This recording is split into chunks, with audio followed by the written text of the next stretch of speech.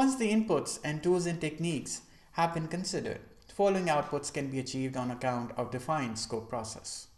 First, we have the project scope statement. The project scope statement is the description of the project scope, major deliverables, assumptions, and constraints. The project scope statement documents the entire scope, including project and product scope. It describes the project's deliverables in detail.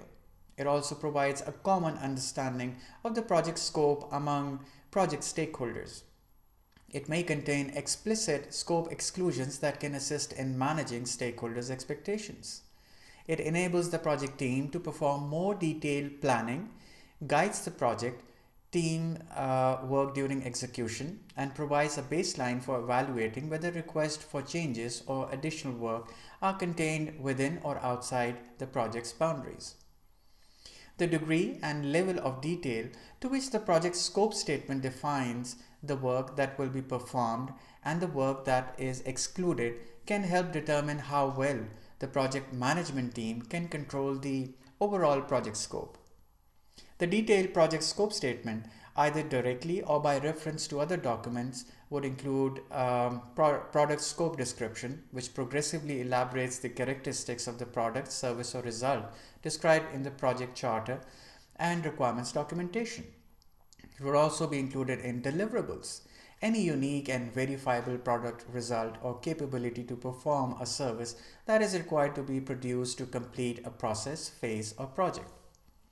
Deliverables also include ancillary results such as project management reports and documentation.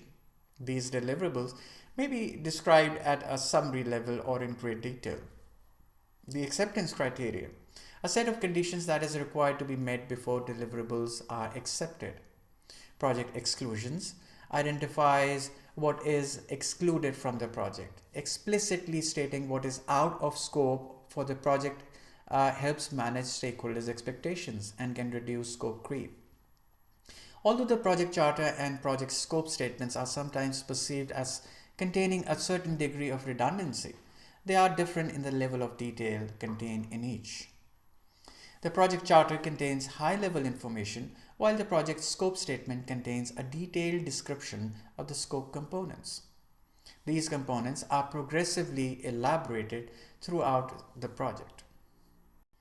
As part of project document updates, project documents that may be updated as a result of carrying out this process include assumption log. The assumption log is updated with additional assumptions or constraints that were identified during this process. As part of project document updates, we have the requirements documentation.